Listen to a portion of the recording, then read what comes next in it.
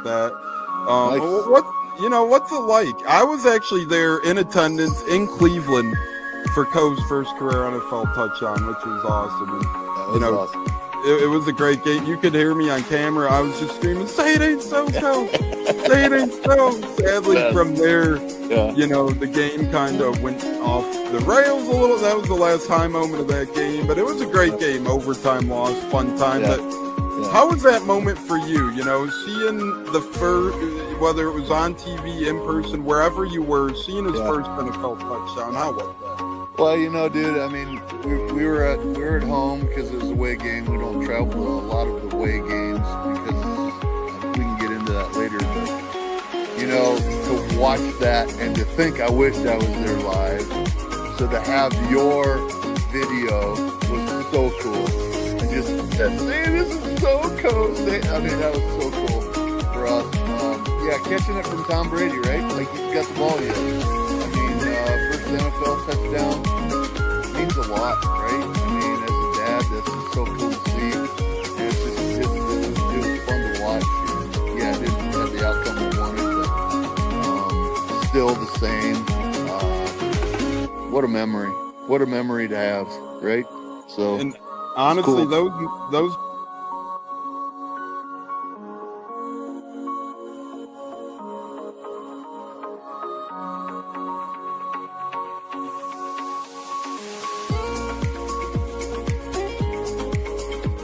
One of the best guests ever, the Buccaneers in the house tonight. You guys hear him on Tampa radio all the time. He's one of the best in the business. My favorite personal in the business. That's why I'm elated tonight. Growing up in the Chicago area, you're used to sports radio. That's what gets me through the day. So this man does help get me through the day, I will say, with the Pat and Aaron show at work. Nothing like it. So it's incredible. It looks like we got Stunna bumbling in. I'm Tampa Tones. We are joined by lead goon tonight, host of the Pat and Aaron show of WDAE, Pat Donovan. And it sounds like Stunna is bumbling a little bit. Going to put him on mute for a second until that gets a little clear. But we're joined by Pat Donovan. It looks like Stunna's hanging out with Cheech and Chong in a car with the windows up or something over there.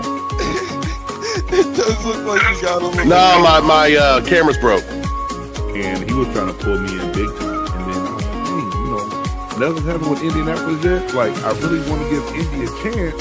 And then also I talked to Cody Bruton, once he took over Rich McCann and still like, well, look, I was like, y'all just give me the opportunity to explore free agency, see what's going on, and then kind of make us do it.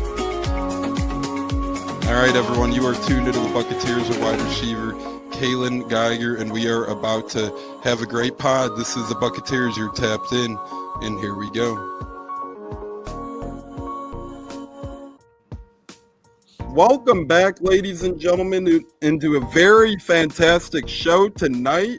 Our best guest ever in the House of the Buccaneers podcast. You guys obviously know this man for many great reasons, and the best reason of them all for the Bucs is not only what he's done on the field, but great guy off the field as well. Super Bowl champion quarterback Brad Johnson, the great Brad Johnson from the OG Super Bowl team, that is. That's the original Bucs Super Bowl team. Let's never forget that.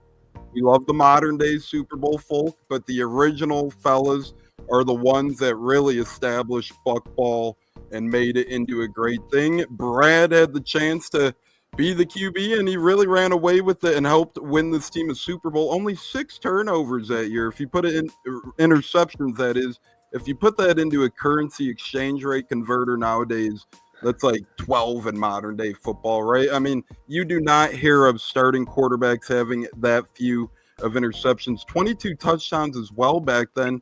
And as we know, the Bucs had a lot of nice weapons, but no shiny new toys, really. So Brad did a great job in contributing to that Buccaneers Super Bowl. We're going to bring the man, the myth, the legend in himself now. That's Super Bowl champion Brad Johnson. Brad, how are we doing tonight? Thanks for giving us time, my man. Yeah, man, I appreciate you having me on your show, brother. It's talk about some of the stuff that happened in the past and relive some of those glory days, man. So, but I'm honored and grateful you guys reached out to me, and looking forward to sharing some stories. Yeah, and this is a cheers to, I can't believe we're saying this, but 50 years of Buccaneer football, 50 years of football for the 813. That's weird to say in a good way, right? It's like, would have never felt like we've advanced this far, but 2 Super Bowls in our lifetime now, many great uniforms, many changes, many legends to be had. And Brad Johnson, you are right up there with the franchise greatest quarterbacks, that is, my friend. It's a decorated franchise, and you're right in the middle of that. So very excited to have you on. And Zach, thank you, sir, for being the man in the middle for this. How you doing, my friend? Doing well, doing well. Excited about this show and getting to chop it up a little bit here with our guy Brad and hear some stories about the good old days. Yeah, the good old days, and hopefully some of those trick shots too. I need some of those tips, man, because those are awesome. Big Bad Brad's trick shots. It's like Dude Perfect, but better, in my opinion. So great stuff there. Katz, I know you're an OG Buck fan, so you're probably excited for this one. I have been excited, Brad. I don't use Twitter anymore, but when I was, you were following me. We chatted about how we were both Jody Messina fans. Not to mention all the memories with the Bucs. So it's just such an honor to have you on with us. Yeah, man. No, Cass, I appreciate it, brother. I got to meet, just tell people, I was actually with the Minnesota Vikings a long time ago, and the NFL was doing a CD with players and artists, and I got to sing with Jody Messina. We did a concert together. We actually sang on Regis and Kathy Lee. I'd be a nervous wreck now. I was probably too young and dumb to even know I was doing. But Jody, she was awesome, man. Just she was great to be around, and obviously a tremendous singer. So it's good to catch up with you again. Awesome, thank you. Yeah, I got to see her in concert at Strawberry Festival 2 times, and yeah, she's an outstanding performer. Yeah. J-Lo, thoughts? I mean, we're all ecstatic. I'm sure you are as well, brother. Brad, thank you for coming on, bro. You've been a childhood, so much fun to watch. Being a Bucs fan back in your time. Honor to have you on, brother. Can't wait to talk football with you, man. Yeah, I appreciate it. So thank you guys. But yeah, you guys probably know this 50th year. The Glazer family, they're actually doing a 50-year review on the whole. You know, everything that's taken place over the last 50 years. The good, the bad, the ugly, the pretty, the funny stories, the bad stories. Like, it's all going to be out there. I don't know if they're going to end up putting it on Netflix or do a special, but it's definitely going to be a great documentary, and just to document all the stories and the great legends, the great memories, and just stuff that took place. It was fun. I actually I went down probably back in the fall. I did about 3-hour interview with them. Trent Cooper's the guy that's put it together. And Brian Ford's been awesome, the chief operating officer there with the Buccaneers, just putting together, the history of the Buccaneers. And so it's going to be fun to watch that come out. I think it'll come out here in August sometime. Yeah, that's going to be incredible. I can't wait to watch that. Tampa, the Bucs do a really good job with that sort of stuff, and to see you yourself amongst other legends of the Bucs right in the middle of that's going to be a treat for us fans. We appreciate that sort of stuff. And speaking of fans, Brad, one of yours has a question saying, "Hello, Brad. Would you have liked to wear the creamsicle jerseys when you were playing for?" Obviously, you were kind of in the right after creamsicle era, and then they didn't start wearing the creamsicle throwbacks until I believe 07, 08. So you were right in the middle of that. Yeah, I was in Minnesota when we played the creamsicle. So I played against the Buccaneers a couple times in that uniform. And then at the time, I wasn't a big fan of it, to be honest with you, just to be straight up. Didn't know what the logo was. I don't know. So then the ownership, they made a decision go with the pewter and red, and the pirate ship and the whole thing, man. It was, it just brought a different look to all of it. And then, and now it's vintage. We're all dying to put that orange color on the creamsicle that one time every year. The stadium gets decorated like that. And so I'm the same way. I bought my hat and creamsicle vintage T-shirts and those kind of things. So we're all kind of closet creamsicle kind of guys now. But yeah, I didn't get to wear it as a player, but now I just kind of wear it, that kind of stuff to the beach and to that game. Hey, wear it as an alumni. I love it. That's epic. At least you still get to wear it. So, better than them never bringing it back. Zach, I know you like the creamsicle. You love it. Big fan. I'm hoping they do a white one this year for the 50th. So, and I hope we get 2 games, home and away. But we'll see.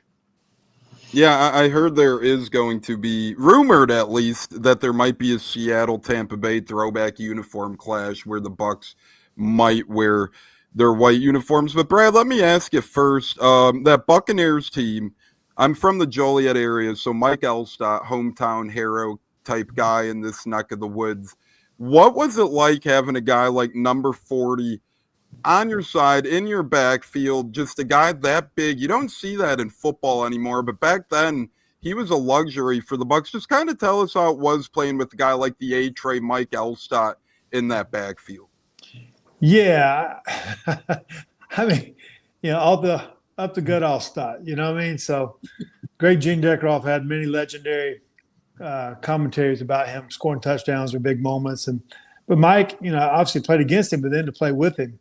I mean, when you think of him, he's, the big, the big arms, the big thighs, just an intense guy, loved football, great teammate, great friend. He was tied to it, man. He loved it. And, I think of games, when you watch his highlight film, there's some runs against the Saints. And I always think of the game against Cleveland back in the 2002 season. At the end of the game, it was hot. It was 110 degrees, and we couldn't get a first down. And we couldn't block nobody, couldn't throw to nobody, but all we could do is just hand it off to Mike, and he made us all look good that day. But just a horse, a guy that loved it, very intense. Played fullback, but was really a tailback too. I mean, he was unbelievable. I thought it, third down runs, goal line runs, closing games out. And then he was a great, could catch the ball coming out of the backfield. So just a incredible teammate. He loved it, gave his body up to the game, and just a great friend still to this day.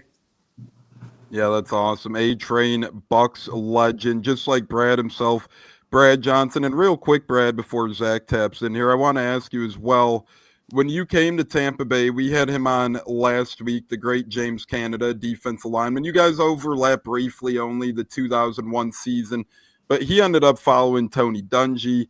What was James Cannida like? He had really good things to say about you. He said, although brief, it was an honor to play with you, and you got that franchise going in the right direction in the quarterback room. Yeah, no, just a tremendous teammate, great player, able to make plays. I mean, I think when you come through Buck football with Tony Dungy, training camps were tough, they were physical. You had grit about you, and that's what he was all about. So love ball, great teammate, great player, and had a great career. Awesome, Zach. That was fun. This is fun. Cannida to Brad Johnson. A lot to celebrate over the 50 years. Absolutely. Brad, I want to ask you a question that doesn't really pertain to the Bucs so far, but you hold the distinction of being the first NFL quarterback to throw and catch his own touchdown pass. Can you walk us through what happened on that play and what you were thinking when you caught the ball? Yeah, I was actually playing for the Minnesota Vikings, 1997, and we had the ball on the 3-yard line. The play was called dot left spear, rip Dallas. And it's 3rd and 3, and basically I was going to throw a little stick route to my left to Andrew Glover. The ball got tipped up to me, and so when it does that, you usually taught to bat the ball down, because if you catch it, it'll be you're losing yardage. But at that time, I knew it was 3rd down. We still in field goal range. The ball, it came right back to my hands. I'm like, what do I do with it now? I scrambled. I made a move. I call it like run, Forrest, run. And then I scrambled to my right, dove into the end zone, and slid in the end zone, spiked it, and then ran to the sidelines, and we're like, what just took place? You know what I mean? Like, we didn't know if it was a touchdown catch, touchdown pass, touchdown run. And so then that night we were eating dinner, and then, the PR guy called me and said, Brad, it's the first time it's ever happened in the history of the game. A touchdown pass, touchdown catch to yourself. And I think it's 12 points in fantasy football at that time, and ended up winning an ESPY award. And I always tell people, if it had been from the 4-yard line, I might have been a yard short. So right time, right place. And it's pretty cool moment to be a part of and be the first one to have ever done it. And then Marcus Mariota, he did it in the playoffs against Kansas City when he was at Tennessee. And John Gruden was he was actually commentating on the game, and my phone blew up with texts like, hey, did you see the play? I'm like, I was actually in some high school gym. So I'm like, And so I actually texted Gruden and had a video of it. I texted Gruden. So then Gruden's holding up his phone on national TV, like, yeah, look what the bull Brad Johnson sent to me, holding up his phone. Like, so it's just hard to explain, but it was kind of a cool moment. To kind of be tied to that for my career is pretty cool.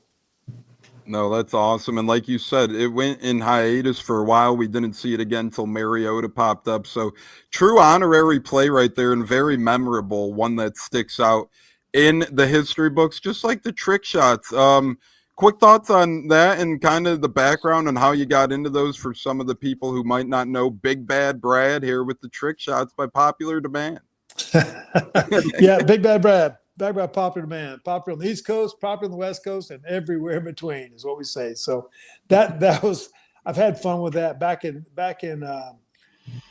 the pandemic, COVID, when the world got shut down there for a while. My kids were on TikTok, and I'm like, what is that? And so basically I got on there. I started making some workout videos, put some highlights on there. And I actually put my name on there. I didn't put Brad Johnson because I don't want people to know. I put Big Bad Brad, like going incognito, like people wouldn't figure it out, So I stuck with it, man. And so I went out there and I started making all these tricks. I played basketball in college for 2 years at Florida State, so I knew I could make trick shots with football and basketball. So I started making all these doinks, and I ended up making you'll see it in football. If people go out there, it's called corner pocket second pole. So I stand in the end zone and throw around the first pole, hit the second pole. So I hit it 5 times in a row and stuff like that. And I started doing basketball videos, and it's hard to explain until you see it, but like I'll take 2 basketballs, okay, and everything's in sequence. I'm making 4 or 5 shots in a row. So 2 shots. So the first shot might be 2 layup, 2 balls in the same time, then take 2 basketballs, bounce them off the ground into the goal, and then take 2 free throws, shoot them in together, and then take another one, bounce it up high, and then the next one goes in. Like, it's crazy. And so I made a highlight film at the very end last year of 2024. It's all on Twitter. So I made 15 shots where the first ball went in last. And so the second ball goes in first ball goes in last. And so people have fun with that kind of stuff. They say, how long does it take? And usually there's 3 taglines. I say first time, first take, which didn't happen very often. And I say a lifetime of practice, which, I've been doing all this stuff since, coming out of the womb. And then it takes what it takes. So I try to make these videos so hard, to be honest with you, at this point. It would take 8 to 15 hours to make a video.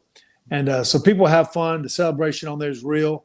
And I can't explain it, but I've had a lot of fun doing that. And that's kind of how I met Zach on social media, because I was posting everything, Fun Friday, trick shot of the day. So get on there, scroll on it, you'll see it. And I got 2 more trick shots that I'm working on. It's kind of like Dude Perfect, but the difference is it's me, a camera, a bag of balls, some water and Gatorade, and I chase every ball that I miss and put it back. So I'm a one-man show compared to Dude Perfect, but it's the same kind of show. I love it, and I'm a big fan, and I was honored when I saw you follow me, and then I noticed your trend, and I'm like, this is incredible. First thing came to mind is better than Dude Perfect. And like you said, it's kind of like an independent film, right? It's you, it's the camera, it's everything right there. So. And the editing and all of it, but none of the shots are edited. It's all real. But last year I've made over 250 trick shot videos. And I try to make them. Last year I tried to make them so hard that I don't know who else is really going to do it, to be honest with you. I made 53 of them last year. So it was work, it was sweat, but the jubilation is true. And so it had some fun doing it all. You had to start your Friday out with the Brad Johnson trick shot. That's the only way to start your weekend. There was pressure to get it done sometimes. Yes, J-Lo, what takes Brad 8 to 15 hours might take me and you 8 to 15 months, my man. Sadly, yes. It would take a little bit longer for me by myself to even try to help assist you with that, Tones, to do that. But very impressive, Brad. Like I said, I always enjoy watching your Twitter posts, just making it so much, fun, especially during COVID when you had to put stuff together, find something to do, being at home and all that. It's just amazing, for the most part. But I do want to ask you this, Brad. during your time, 2 season, I gotta say, man, you're a tough dude, man. Taking those hits, man. Broken ribs, very hard to get over. I mean, just having a torn tissue in my rib cage when I was young, I felt like I couldn't even breathe. I felt like my ribs were broken in two. Like, what just kept you going? Like, what made you just rehab, get better, get ready for the next game? Because I know we went to a bye week after, I believe, the Carolina game when they were in Carolina, and Rob played for you. And then when you came back from the bye, you came back into Minnesota and you lit them up.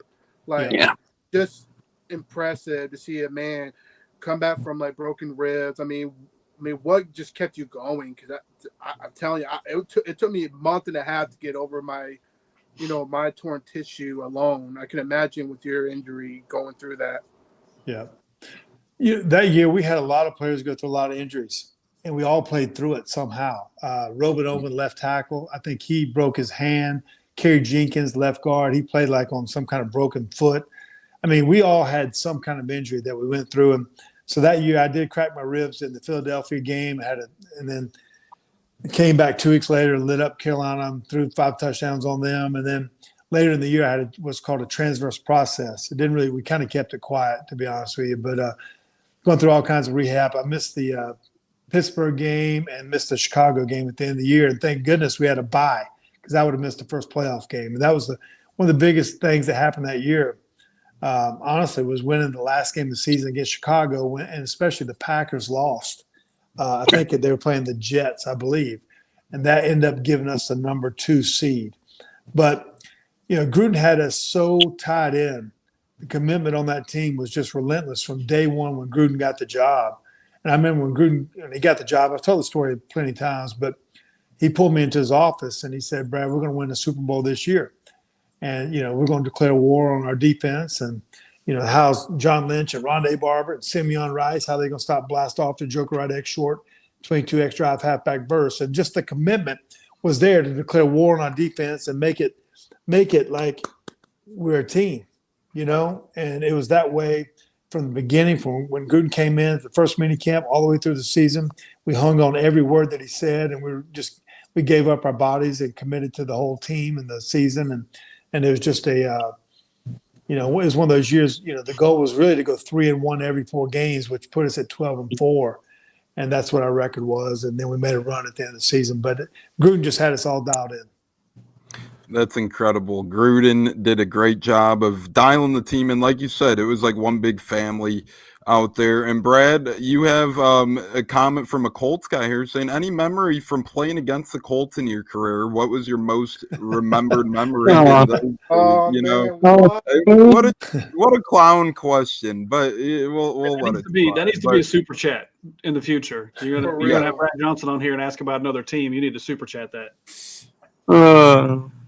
We'll let him go because part-time co-host. But Brad, also coming back against Minnesota on someone's 21st birthday made him a very happy man. But thoughts on that comeback for that Minnesota game? Yeah, what's really hard people don't understand is like obviously I was coming off of an injury coming back, but our team was just dialed in, and then the emotions when a player plays his former team is different. That it's just hard to explain. And so I'd been with Minnesota for 7 years of my career, and it was pretty neat. Throughout my whole career, I kind of beat every team that I played for. I got to beat them in some other uniform, but to play against the Vikings, they had the great Dante Culpepper that year, and Randy Moss and Chris Carter and all those guys I got to play with. But then to actually put it on them, that was a big statement for our team at that point in the year. And then for me coming back off that injury, it was a big deal. No, that's awesome. Katz, I know you probably remember that game fondly. Also, Jonas Tones, you can tell him it's me. So, Brad, there you go. That was from Jonas Steckler. He's trying to get a shout out there. So, there you go. Katz, what say you? I remember that game very well. We had that game in Carolina. You did not play. Rob Johnson played 12-9, and still kind of it was a game where Chris Collinsworth was calling. He's like, you would have had to watch this whole game to believe the Tampa Bay Buccaneers came out here with a win. And 12-9, it's an ugly one. And I said, next week, Rob Johnson's coming back, and we're playing the Vikings. We've had their number. here at Ray J for many years, and we're going to beat the crap out of them. So I said, Andrew, whoa, slow down now. And I remember the game right away. The Vikings fumble on the opening kickoff return, and I believe 3 plays later, you throw a touchdown to Carl the Truth Williams, and after that, it was just you were just on fire in that game. And I remember that touchdown. You squeezed it in between 2 defenders as well. It was not an easy throw from what I could tell. Yeah, let me tell you something that's really interesting. So you brought it up. Like that year, we won 2 games when I didn't play. We beat Carolina 12-9, and then we beat Chicago, which I talked about earlier with Rob Johnson, won 2 of those games that year. And sometimes I don't think he gets enough credit. And in that Carolina game that we talked about earlier, you were just talking about, we won 12-9. And I was actually, I had cracked ribs, and I was actually had the flu. I was in the locker room the whole game at Carolina. So I didn't see the whole game. I didn't see nothing. I lived thrown up in a toilet the whole day, okay, in the locker room for 3.5 hours by myself. But after that game, winning 12-9, you would not have believed the way the team came in and celebrated that game. Gruden came in to me and said, Brad, you're not going to believe that was one of the most unbelievable games I've ever been a part of. And something that doesn't get talked about either was during that game, Rob Johnson got hurt. Sean King happened to have his helmet in his hand, came in for one play, got the first down. Rob came back in, had the game-winning field goal. And so Carolina was a great team, which the next year they actually went to the Super Bowl and got beat by the Patriots. So those are 2 big games we beat against Carolina that year. And then obviously, what we're talking about. But it was, sometimes the games are ugly, but man, we celebrated like no other. Hey, I felt sick after watching. Even though we won, I felt beat up watching that game. I remember just how physical it was. And I remember the previous week in Philly, Grammatica missed a chip shot late. It was a game, look, we were going to lose the game anyway. In that game, he was just all of a sudden, he wasn't missing. I felt if you put him out for a 60-yarder, he was going to nail it. He just was totally locked in with those 4 field goals he made in that game. Yeah, that Carolina game, he made 4 for 4, and then the Chicago game he made 5 for 5. But one of the most underrated kicks he ever made in his career to me was actually the last game in the Vet in the NFC Championship game. Like I think he kicked a 51-yarder, I think, in the first quarter in the cold. It was a big field goal at that time. So Martin was a huge part of our success, especially that year. And Brad, speaking of the NFC Championship game, we are with the great Brad Johnson, Big Bad Brad, which is incredible Super Bowl champion, quarterback of the original Super Bowl champion Buccaneers. And Brad, Tyler asked, what was the team's morale like going into the NFC Championship game against Philly after a couple of tough losses there? And Brad, you watched the America's Game documentary, and Warren Sapp hones in on that and says he had a specific encounter with John Gruden on the team bus where Gruden looked at him and says, we're going to get their ass next time we play these guys, pretty much. And that ended up coming true. You guys went into Philly, closed down the Vet, Rondé Barber with probably the most historic play in Bucs history, and the rest is history. Brad, what was team morale like, not only going into that game, but after you win that game? Did you kind of have to, all right, this wasn't the Super Bowl, and kind of recover a little bit? Yeah, you have to realize going into that game, Philadelphia had beaten us 4 times in a row the previous years. They had the great Ron Rivera up there, and Leslie Shepard, and Sean McDonough was on there. John Harbaugh was on there, and Andy Reid. Like they had some Hall of Fame. They got some Hall of Fame coaches on there now. Sperano, the defense coordinator for Kansas City. Like they were star-studded from coaches, not alone players. And that year they beat us up in Philly. October 20th, I got sacked like 5 or 6 times, and I cracked my ribs in that game. It was just a ugly game. And I remember after the game, I had to go get some X-rays in the Philadelphia locker room, and it actually just ended up being me and Donovan McNabb were in the locker room together. I was in their locker room, and he said, "You all right?" I said, "Yeah, I'm all right." And I said, "I hope to see you again." In January. He said, I hope so too. And I said, all right, I'll see you in about 3 months, and that's kind of the way it was. And so, going into that game in Philadelphia, the night before, Coach Gruden, he brought a highlight tape out, and I think it was in 1995 when the Bucs were in Creamsicle, and actually showed like, listen, the Buccaneers have beat Philadelphia in the Vet, and Gruden was actually coaching for Philadelphia, and he showed the players of Warren Sapp and Derrick Brooks and John Lynch were on that team. You guys have actually won up here, so he brought that belief that we could get it done, and we didn't know if Joe Giravicius was going to play in that game, and so Gruden was dialed in as far as how we were going to handle our protections on offense and what it was going to take to win up there, and so he told us the night before it's going to be ugly at the beginning of the game, but don't panic. It's going to be cold, and the white towel is going to be out. And son of a gun, for the first play, they don't run it back. Brian Mitchell runs it back to our 25-yard line, and then Deuce Staley scores on the next play. We're down 7-0, and I mean it's like 10 below. Like what Gruden said was right. But we came back, and I think Rondé Barber's was the most memorable play in Buck history. Okay, put us to the Super Bowl, and it was an incredible moment because that's when we celebrated. That's when we're actually going. But I think the most important play to me of that year was the play to Joe Giravicius over the middle. The play was called Triple F to 83 double smash X option. And it was 3rd and 5. And I almost checked out of the play I was either going to check to a toss play or what we call sticky. And if anything, we might not have got the first down, or we might have got just 3 yards, but not long. This play, I thought they were going to blitz, and they didn't blitz. I stuck with the play and hit Joe Giravicius. He ran out the back door for a 73-yard run, and then Mike Allstott scored on the next play. But for us as the Buccaneer Nation, and for us as players, that game, that was like our Super Bowl, to be honest with you. To win in the Vet, a place we struggled against great coaches, great players, and you look at what that win has done, for a lot of people, and obviously winning the Super Bowl. But now you have 4 guys that have made the Hall of Fame on our team, none from their team.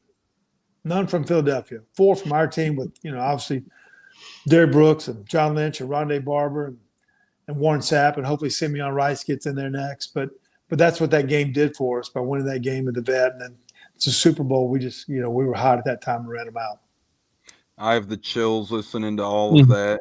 That play was inspiring. Tones, you mind if I ask a question quickly? No, go ahead. So, obviously, we know Joe Giravicius, terrible with his son, just how much inspiration, though, just before the game even started, you guys draw from that, knowing that he's, you've got one of your brothers is kind of wounded at this point emotionally, dealing with what he's dealing with, and that he's even out there playing. Does that give you even extra juice and extra motivation in such a big game?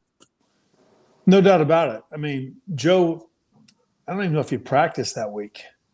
I don't know if anybody really knew about it. And then, we have our team meeting Saturday night.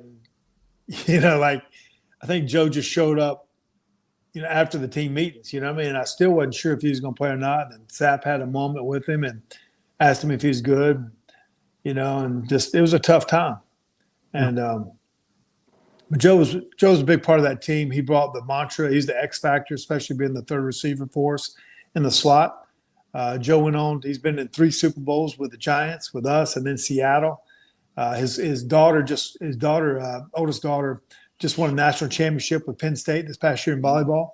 So Joe's just a complete winner. And that's the attitude he brought to us, a workman's attitude, and so we couldn't have done it without with the spirit of Joe and what he brought to our team. And I had no doubt after that play, if there was any, and I felt very confident going into the game as a fan, but I thought after that play, there's no way they're losing this game. And I remember Gene Deckerhoff saying, I don't think I've seen Joe Giravicius run that fast ever. I hadn't either. There was just an extra gear he put it into that I hadn't seen from him before on that play. It was a momentum play for us. Like I'm telling you, it's just struggled. We struggled to get a first down. We struggled to move the ball. We had a 51-yard field goal earlier that Martine made that I talked about. But that was a momentum play. We took the lead, and then we kind of ran out. I mean, Rondé Barber had a career day that day. It was unbelievable with the sacks, the pressures that he had, and all those kind of things. And just it was defense. Just they locked them down. You know what I mean? But it's a total team effort to win in the cold, to win at the Vet, the last game at the Vet. And all those factors just came into play at the right time and right place. But Gruden had us dialed in from the get-go. And it took that loss that, as ugly as it was back in October, we had to them up there. It took all those factors to have us dialed in for, what it's going to take to win this game, and then what it propelled us to do. Yeah, Brad, you had the highest quarterback, top passer rating in 02 in the NFC, and there were some prolific quarterbacks at that time. You mentioned McNabb. There was also Vic. There were some other really good ball players as well. How good of a feeling was that? Hey, for all the love the defense gets, for all the glory the defense gets, at the end of the day, you were the number one passer rating in the NFC out of all the quarterbacks. Right. You were number one in the NFC. Yeah, no, I mean, when you have a dominant defense like that, it's going to be talked about, and it should be talked about. But I think people lost sight of, it wasn't just a wooden Indian over there playing on offense, and you know what I mean. So a lot took place that year, and Gruden came in. Now listen, he made a lot of moves. He brought in, Keenan McCardell and Joe Jurevicius, and Keyshawn was there already, and then brought in Ricky Dudley and Ken Dilger and Robin Oben and Kerry Jenkins and Michael Pittman. I mean, like, he added on to our team. Tom Tupa was the punter. Like, it just a lot went on with our whole team, and Gruden made an impact on our defense, not alone our offense. What took place, and those players I'm talking about, like Keenan McCardell and Keyshawn, honestly, they could be Hall of Famers too if someone just pushed them. To be honest with you, it's a political game to a degree, but like, we had some unbelievable players on offense that just don't get talked about, gets lost a little bit, but because of the great defense that we had. But just I had a great year that year, and it's fun playing for Gruden. It took a while. I'm really good at understanding concepts and understanding protections and those kind of things. The hardest part with Gruden's system was just calling the play in the huddle. Like, I mean, honestly, just like, you talk about it. It'd be, you shift to green, right, west, F, short, spiral to Uben, Z, overheads up for 359 smoke, check H2 Miami. Like, green, right, slot, heads up for a buster call, 97 Wanda, kill 96 Seattle, heads up for 58 Dolphin or 58 Lexus. Like, and it took a while to really understand Gruden's, not the concepts, but just how to call it in the huddle. And so it all, just because it was our first year of that offense. And let me tell you something funny that doesn't ever get talked about, okay? So, our defense, yeah, they might have known the code names for what Oakland Raiders, the names of their plays, but listen, they were running the same system for 4 years in Oakland that we ran for 1 year. So their defense in Oakland knew our same plays, knew the snap counts, knew all the audibles, knew the checks. So that kind of gets overblown too, as far as Oakland knew our offense too, and they got waxed. So that's where that was at. I always told people that too. I remember hearing the narrative before the game. It's like, this might be tough for the Bucs because the Raiders are so familiar with Gruden's system, and after the game, it went the other way. So I suppose whichever team won, people were going to mention that. And I thought it got overblown. And I mean, you guys were so ready for that game. Even I was like, once we beat Philly, I was like, I don't care. Tennessee, Oakland, great football teams even, but I just don't see either one being any match for this Bucs team. And you guys blew out the 49ers before that as well, who had just come off I remember they came off a high where they came back, they beat the Giants. A lot of people thought, they're the hot team now. It's going to be tough. Bucs, how are they going to beat the 49ers? 31-6. It was never in doubt, that game, as I recall as well. Yeah, that was a heck of a journey for the Bucs, for Brad Johnson. Great guest tonight on our Legends of the Fall tour. Still have Anthony Gaitor coming up, former Buccaneers defensive back in July, but we're here right now with the great Brad Johnson. Zach, many great times to be had, my friend, and you mentioned a great one earlier, the catching your own touchdown pass. Not many to do so, and Brad's the first to do so. That was a great question, my friend. No, thank you. I appreciate it.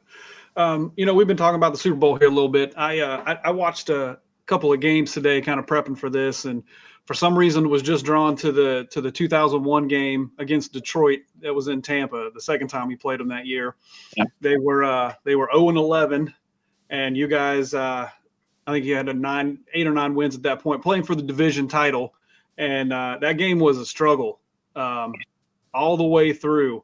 And then in the fourth quarter, you had a game-winning drive there at the end with a couple big fourth down conversions. Allstott makes a tremendous catch on a fourth down. His hands are not talked about enough as far as coming out of the backfield. But Can you talk a little bit about what it's like? You're in that position, you're playing for a division title, you're playing a team that's 0-10 at that point, and you're down with 2 minutes left in the game to that team. Like, what kind of effect does that have on your mentality to think like, we should have been, beating these guys already. I shouldn't even be in the game at this point because, we're on to next week. And here we are needing a game-winning drive to come back and beat this Ofer team. No, you hit the nail on the head. That game was like December 3rd or 4th of that year. It was one of the hottest days that we played that whole year. And Robert Porcher, and I mean, they had defensive line now had some studs. I got beat up that day. We had a hard time scoring points. We made the end of the to win the game there. I think we converted 3 times on 4th down. The last play threw a touchdown pass to Keyshawn. He's supposed to run a square in, and actually they were playing 2-man, and I told him to run a corner, and so he ran a corner. And so the problem of the play was it was a 4th down play, last play of the game pretty much for us at that point. If we don't get it, they brought a 4-week blitz, so I couldn't throw the break off the slant because it wouldn't get the 1st down. So basically, I had to hold on to the ball to the last second. It's one of the hardest hits I've ever taken. Got hit from up top, down low, everywhere. And basically, I just threw it up for grabs for Keyshawn, took the hit. Keyshawn made a winning catch in the left-hand corner of the end zone. And it was an incredible moment, to be honest with you. As the game didn't really get talked about that year, but it was just one of them hot, gritty, tough days, Buck football kind of days, and just find a way to win.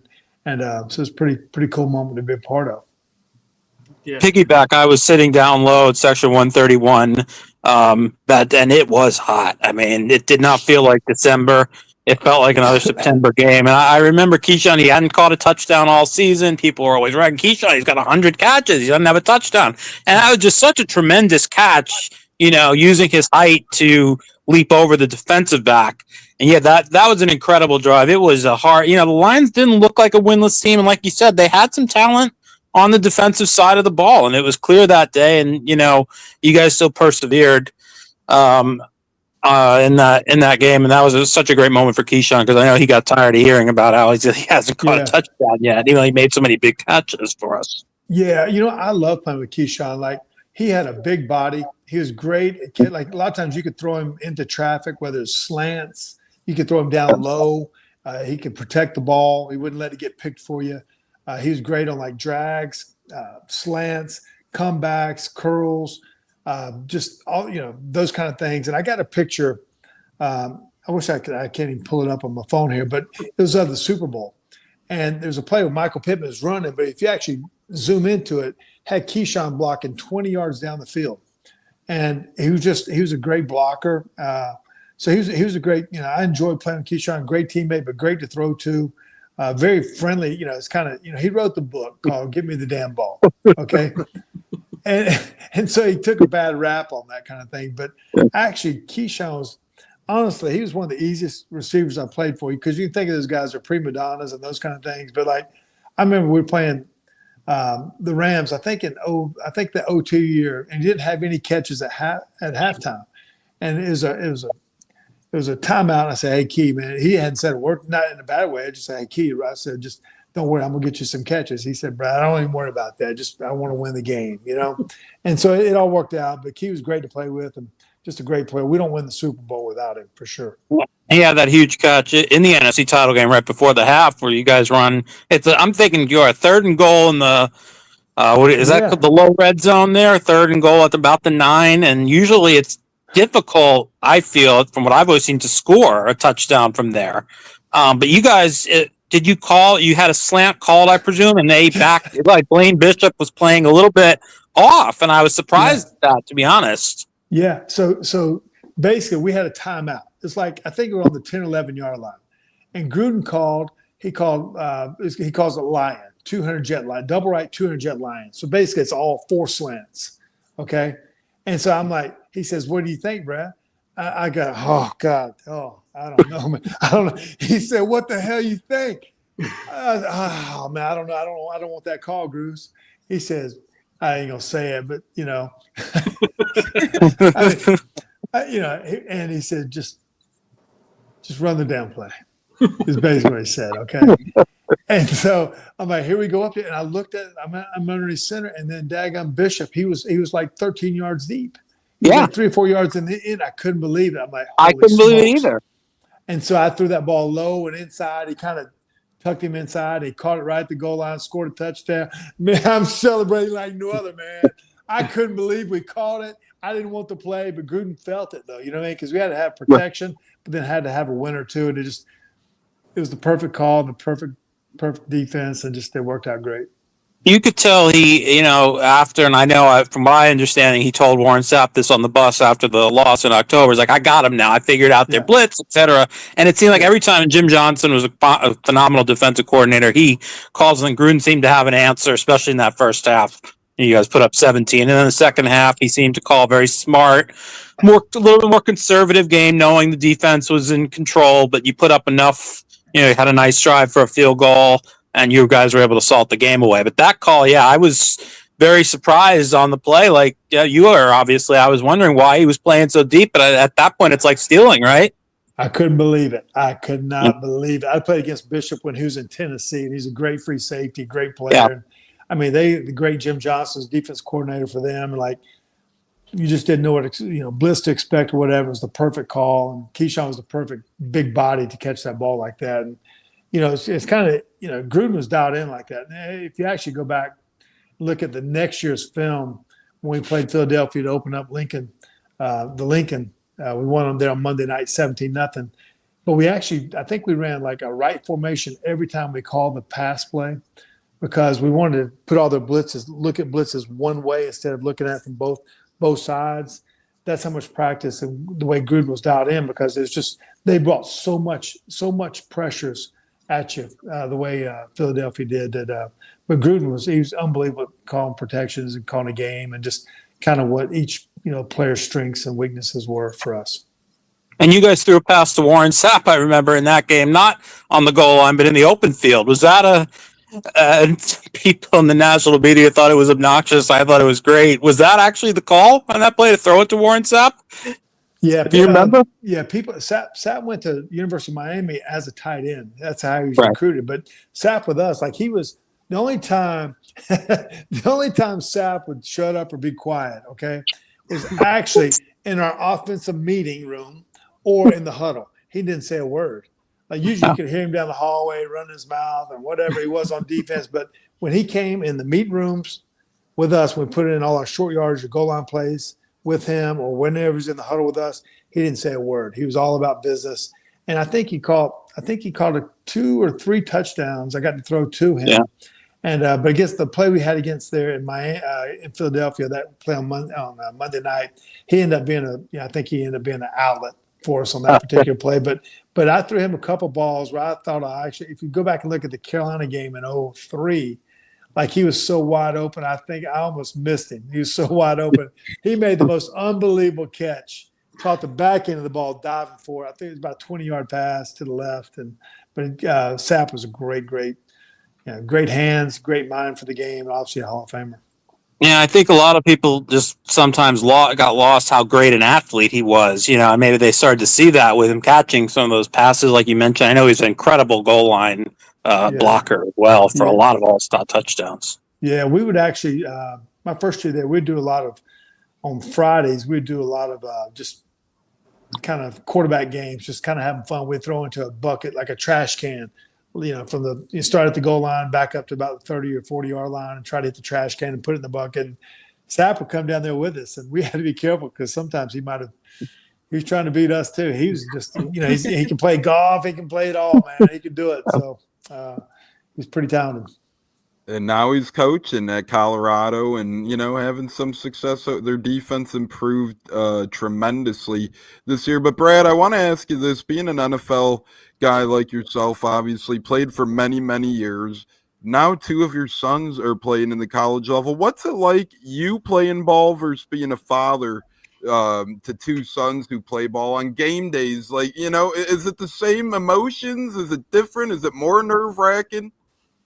I was fortunate enough to coach my kids in like baseball, football, and basketball from from like third grade all the way through their senior year of high school. And so for Jake, they're both in North Carolina now. And for Jake's a tight end. And the hard part with him is I don't know how to tell him how to run routes or how to catch or how to block. I don't know anything about the tight end position besides just get open and hit your guy. You know what I mean?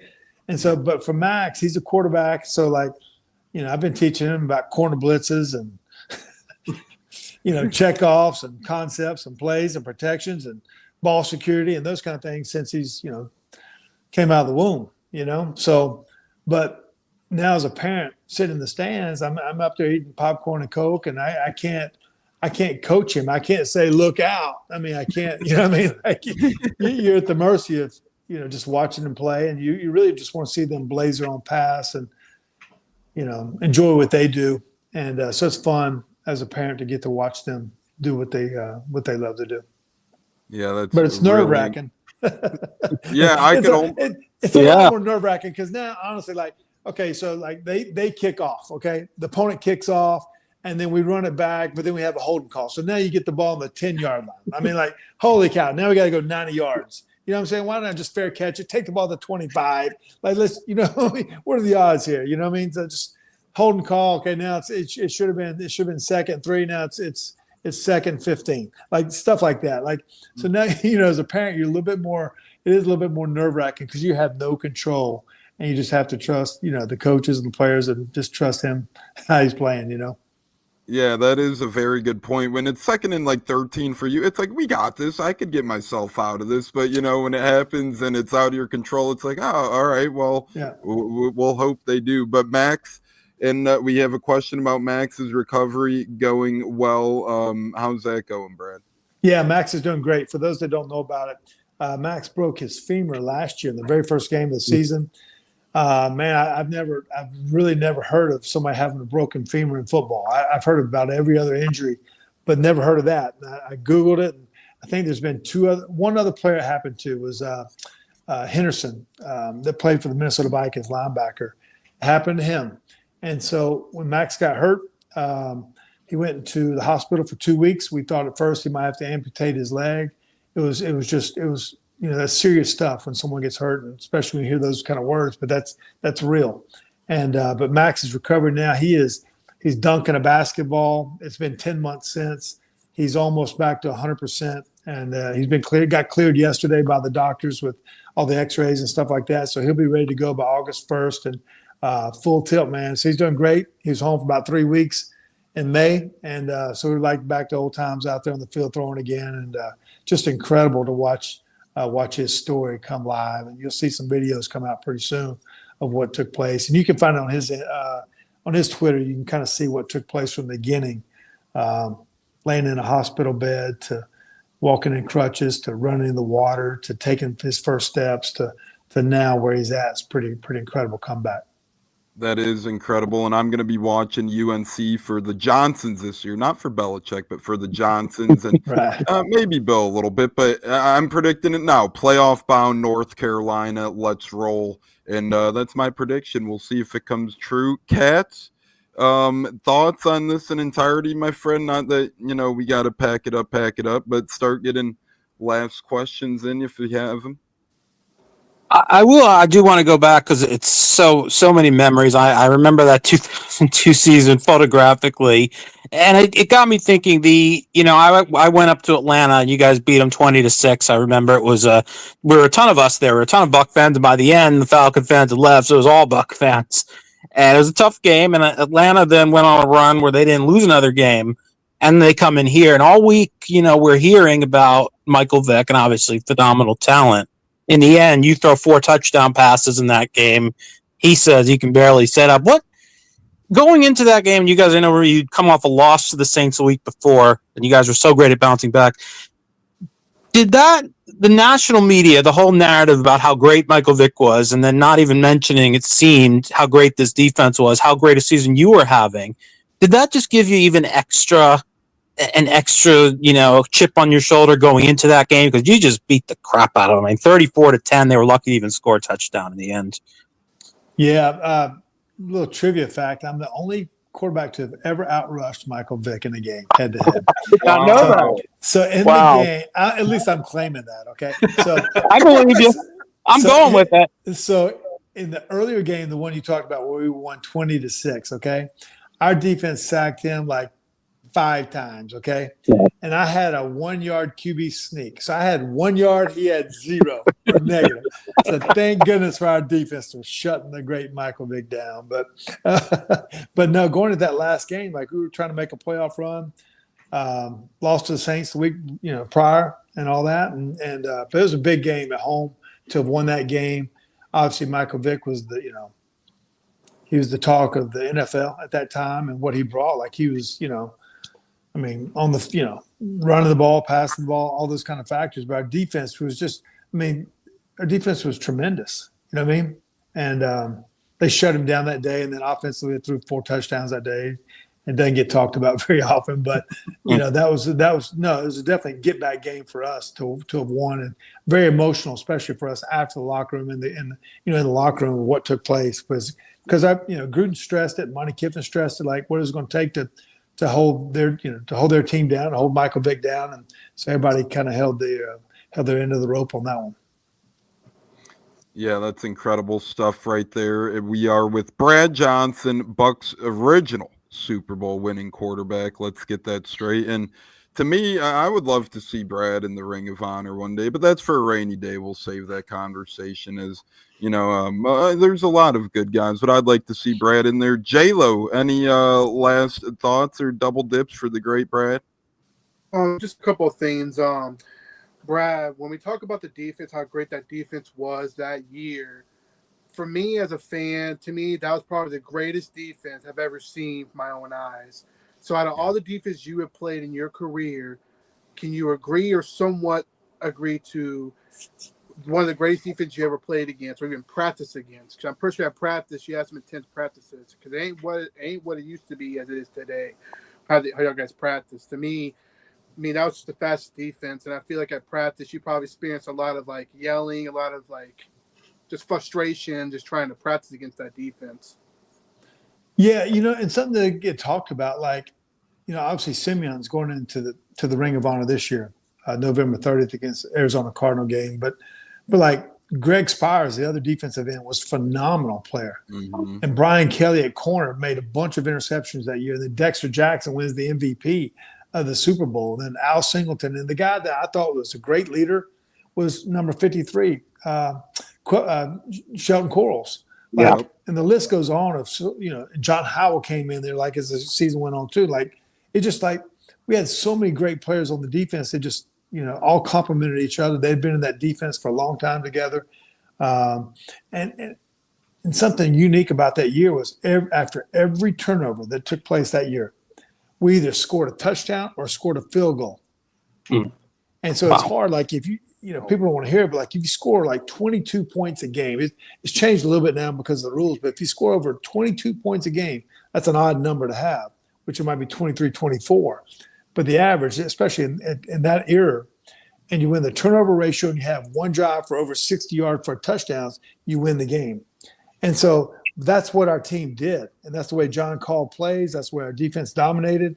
But there's so many great players on, not just defensively, obviously it was dominant, but even offensively, so many guys that don't get talked about because, you have 4 or 5 guys that are up for the Hall of Fame or have been in the Hall of Fame now. But it's incredible. And then the list of coaches we had, like, Rod Marinelli's been a head coach, and Rich Versace became a head coach. Raheem Morris, quality control, is a head coach. Jeremy Bates became offensive coordinator. Kirby Wilson, our running back, he's a head coach in the XFL, and Bill Muir and Joe Barry became a defensive coordinator, and Mike Tomlin wins a couple of Super Bowls with Pittsburgh. Like it was star-studded from coaches and players, and it took every one of us to get it done, from coaches, players, trainers, equipment guys. Like it was a special time. I will ask you this one thing, Brad. When you're talking about the coaches, which one pretty much got the best out of you? Like, which one just motivates you the most, at least through your Bucs career, out of all the coaches? Well, I spent all my time with Gruden, so, Rich Versace has become a great, great friend, and just all the respect and all those coaches, you know what I mean? But for me, I think what was really cool about Gruden was, I was with him from 7:30 in the morning till 5:15 in the afternoon. Like, you're with him. And a lot of times what happens with these coordinators, okay, he's a head coach. I'm talking coordinators. The coordinators, a lot of times they'll meet with you in the morning, then they'll install the plays, and then they leave, and then you're stuck with your QB coach watching the film, and then you don't really see your coordinator till like the next day because you watch the practice after film with your QB coach. So all these ideas and thoughts that you have a lot of times, like the coordinator's he's in another room dissecting his plays, those play call sheets. With Gruden, you were with him at all times. So you agreed on plays, you disagreed on plays, but at the end of the day, you knew exactly what was going to be called, and you always had the right to have that. I'm not going to say debate, but at least dialogue as far as what plays were being used, what you liked, what you didn't like, and that goes up. That's hard to find someone that spends that much time with you. I'm talking coordinator. He's doing it as a head coach, so it's a great tribute to what Gruden, the impact he made on all of us as quarterbacks and offense, and you kind of see that now in him on social media. Like, that's kind of who he was, coaching us, back in the day.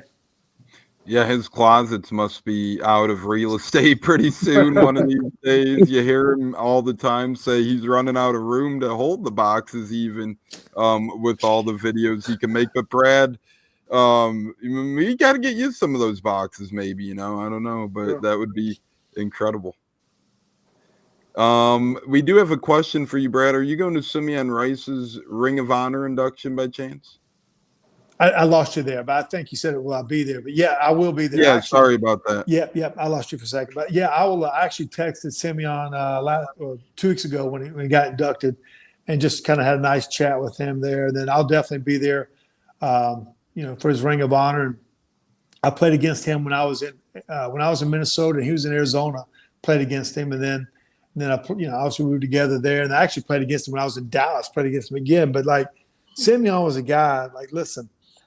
When practice would end at that time about 4:00, and then we'd go watch our practice of the day. So now it's about 5:00, 5:15 in that range. And then I'd walk to my car, headed home. And then I would see Simeon Rice out there, like running sprints like an hour later after practice, or pulling sleds and pushing sleds. Like, he's like a Greek god. I mean, you look at his body, you know what I mean? It's like unbelievable, but incredible player, and just happy for him to be in the Ring of Honor and what he accomplished, and then hopefully one day he has a chance to make the Hall of Fame also.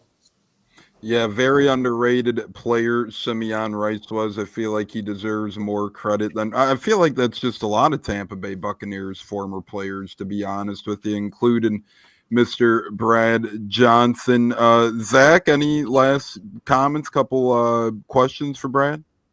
Yeah, this one's more personal for my my jersey obsession. So you had a pretty unique warm up and game prep situation. I don't think a lot of people actually knew what you were doing. Can you talk a little bit about that? Yeah, it got out a little bit, and I kind of did this my whole career. Okay, I'd sweat a lot. Okay, and so basically, I had 3 jerseys. I had one for warm up, one for first half, one for the second half. I had 2 shoulder pads, one for the first half, one for the second half. Undershirt, first half, second half. 2 different rib pads, first half, second half. I had a different pair of pants that I would change at halftime, first half, second half. And then I would change my shoes after warm-ups and socks. I mean, I was in constant change now. Like, it was a lot. So, I mean, I never heard a halftime speech, because halftime's only 12 minutes long. So as soon as I would hope that we would win the toss and take the ball, because that meant they were going to receive the ball the second half. I'd actually have time to just recover from changing all this uniform and stuff that took place. So I was constantly changing sweatbands, and I mean, it was work, man. It was game days of work, but it's pretty cool when you come into a locker room and then everybody has their jerseys hanging up in their locker. Okay. Well, Big Bad Brad here would have 3 jerseys hanging up.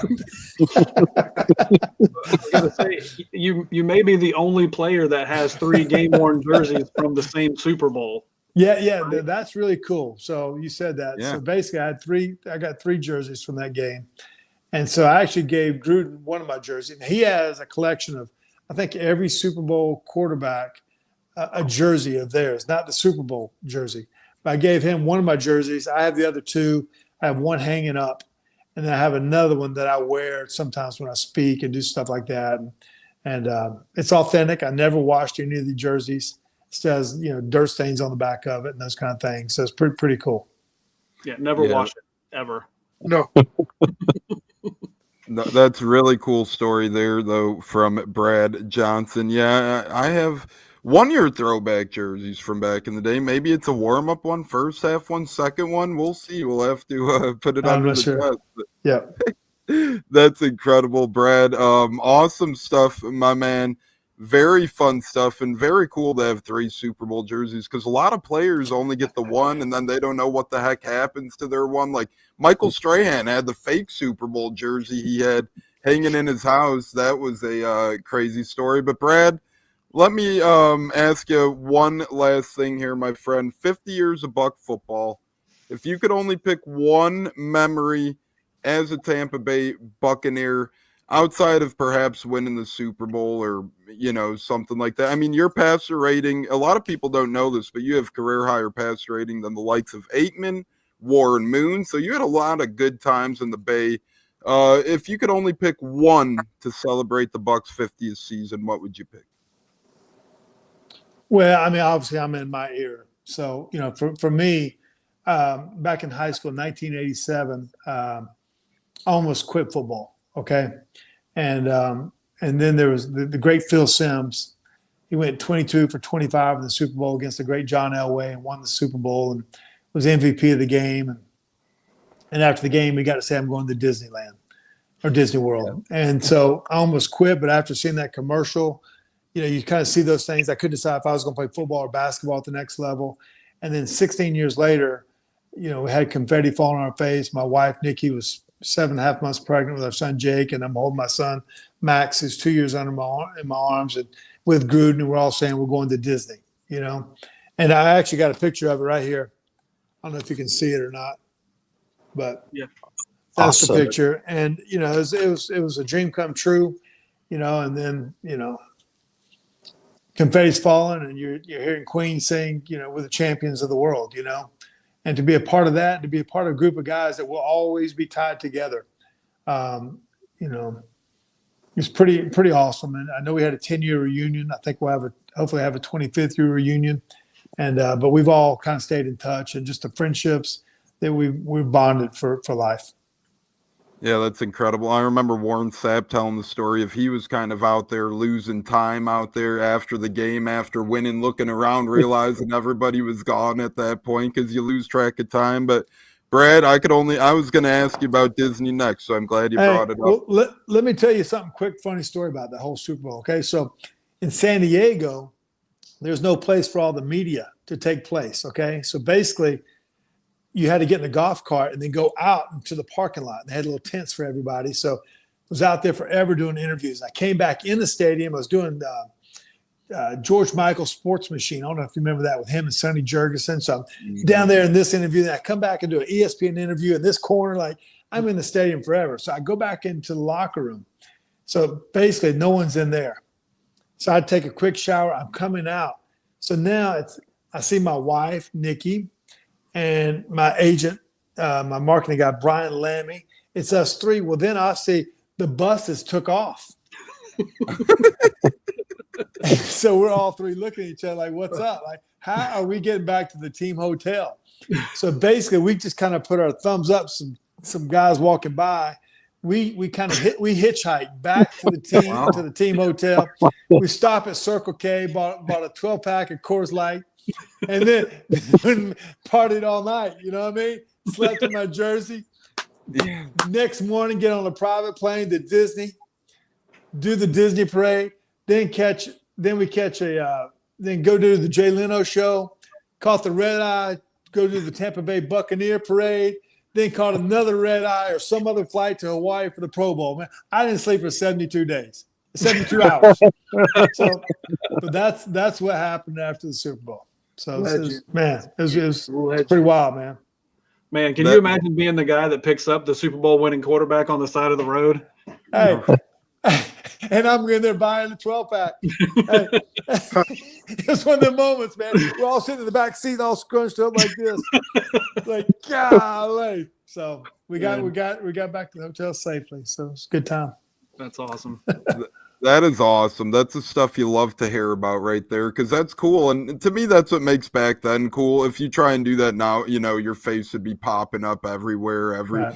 Back then, it's nice. You could get away with it. That guy probably realized after, oh my God, I just drove Brad Johnson. Did he ever say anything?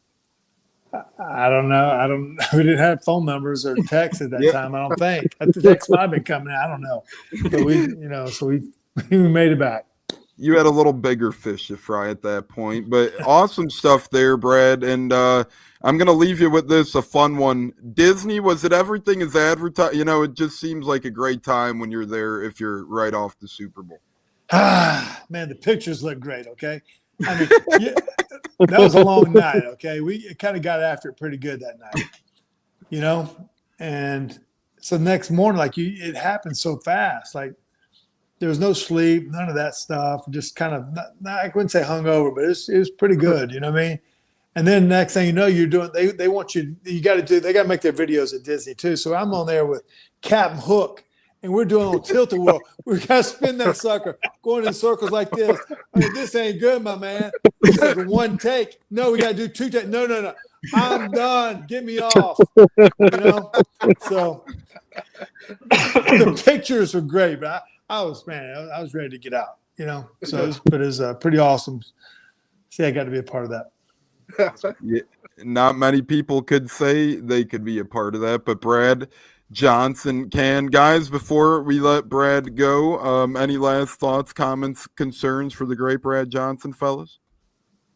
Thank you for making my childhood so much fun to be a Buccaneer fan, dude. You were just amazing on the team. Always a legend, one of my favorites in the past in my book. And like I said, good luck to both your boys in college. I hope they kick ass this coming season. I'll be rooting for them. Yeah, no, I appreciate it. So thank you, man. It's an honor to be part of those teams in that time in Tampa. And it's a big part of my life and the friendships, just the time I had down there. So I appreciate it. So thank you.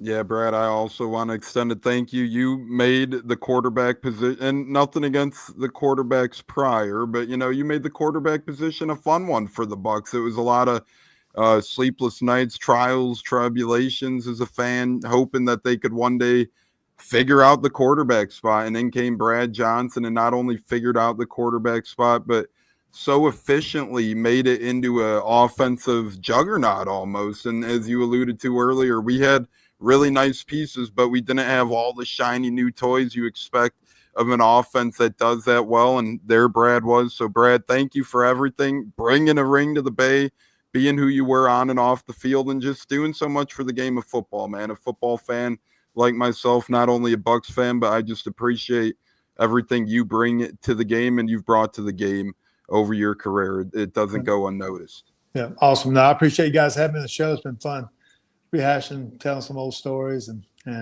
so it's been fun. I appreciate it. Thank you, guys. Thanks so much for coming on. It's been awesome reminiscing. Great memories. All right. Zach, take us home since you're the man, the myth, the legend here, brother.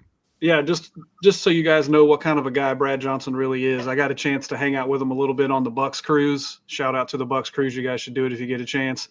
But I was able to introduce some of my friends to Brad, and he remembered their name every single time we ran into them after that. That's just the kind of guy that he is. He's so personable and kind, and he's real.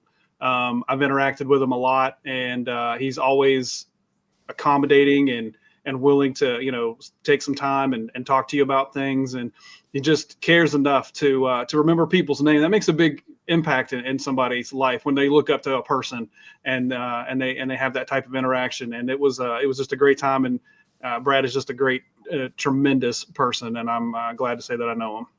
Yeah. No, I appreciate it, Zach. It's been fun with you on social media and got to hang out there on the cruise a little bit. And I look forward to seeing you down the road somewhere here one of these games or another Buck outing. Absolutely. The great Brad Johnson, loved on the field, loved off the field, loved on the basketball court or wherever the trick shots might come nowadays. But big bad Brad will be doing some shots near you. That's awesome too. As fun as you were on the field, I'm just as intrigued in these trick shots. So I can't wait to get them up and running again. But Brad, it was awesome, my friend. Thank you so much for your time. It was truly a treat. And you're welcome back anytime, my friend. I know you're a busy guy, so any of your time is very much appreciated. Awesome. No, but I appreciate it, guys. Thank you, man. It's been awesome to tell Buck stories and kind of relive it. And appreciate all you guys do for Buck Nation. Thank you. Thank you. Yeah, this certainly helped us celebrate 50 seasons of Bucs football the right way with, to me, a man who deserves and maybe one day hopefully be in the Buccaneers Ring of Honor, the great Brad Johnson. Everybody, ladies and gentlemen, we'll be back Sunday morning for Sunday Fun Day. Until then, everybody, God bless. Have a great night. Be safe. And go Bucs. Fire the damn cannons. And thanks again, Brad. All right. Thanks. Bro, we'll put it like that. Nice. What's it like? I was actually there in attendance in Cleveland for Coe's first career NFL touchdown, which was awesome. And, Awesome.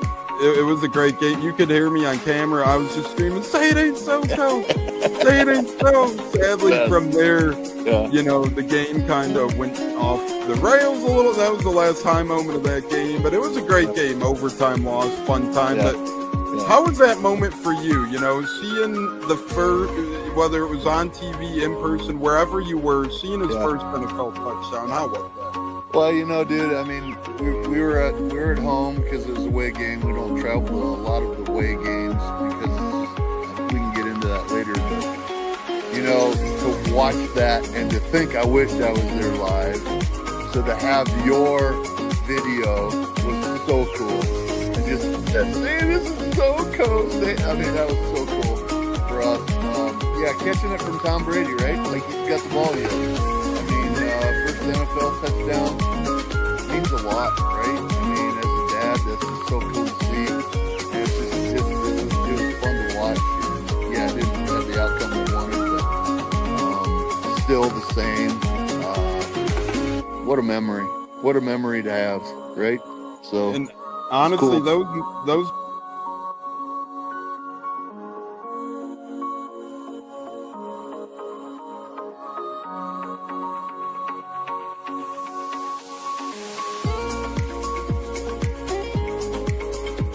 One of the best guests ever, the Buccaneers in the house tonight.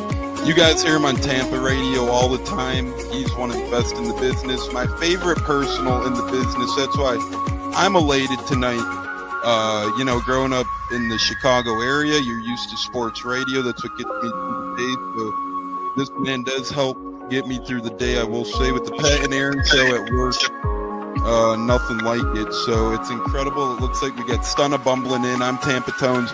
We are joined by lead goon tonight, host of the Pat and Aaron show of WDAE, Pat Donovan. And it sounds like Stunna is bumbling a little bit. Going to put him on mute for a second until that gets a little clear. But we're joined by Pat It looks like Donovan. Stunna's hanging out with Cheech and Chong in a car with the windows up or something over there. It does look like he got a little. No, my camera's broke. And he was trying to pull me in big time. And then I was like, dang, nothing's happened with Indianapolis yet. Like, I really want to give Indy a chance. And then also I talked to Cody Bruton, once he took over Rich McCann and still like, well, look, I was like, y'all just give me the opportunity to explore free agency, see what's going on, and then kind of make us do it. All right, everyone, you are tuned into the Buccaneers, a wide receiver, Kalen Geiger, and we are about